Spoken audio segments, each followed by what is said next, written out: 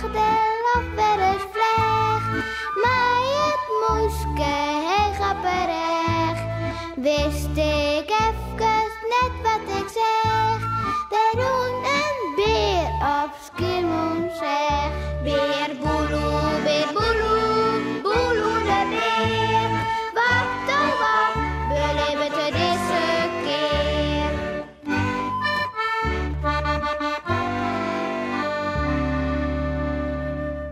Beppe's avontuur.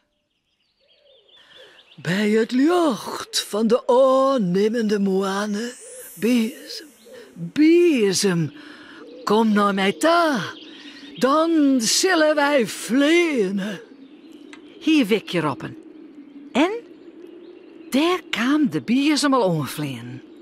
Sa, en nou zullen wij vleenen, Beppe. Wij gaan naar huis. Rob Beppe verheerd. Naar huis? Nou ja, dat is vanzelfs heel mooi van mij.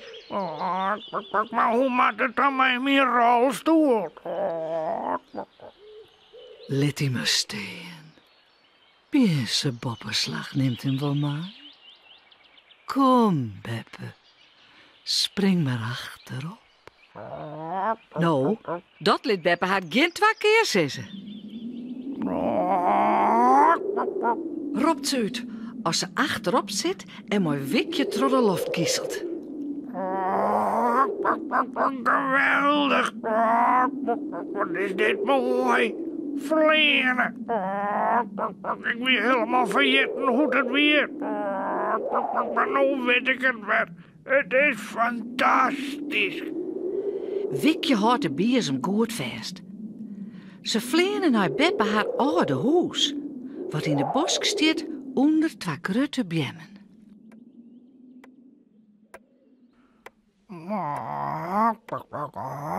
Mijn oude huis.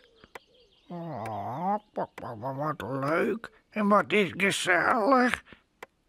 Correct als verwacht het mij. Zei Beppe als ze in de kamer staat.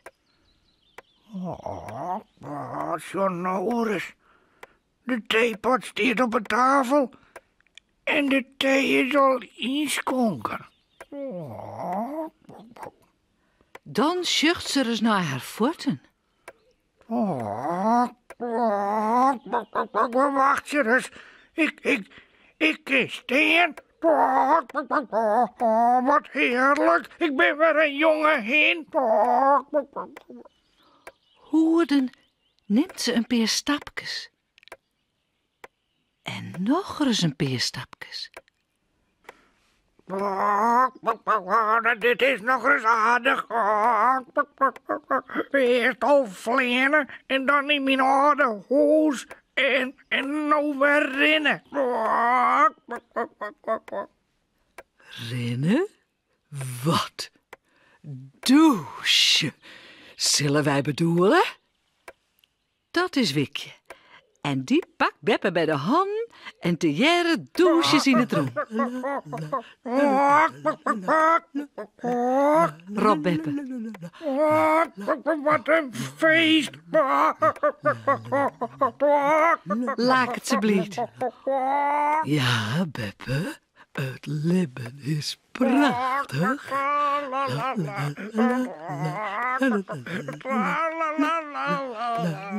Nou, en als het extra bloot, mooi, maar hoe wacht ze? Of worst ik nog even douchen?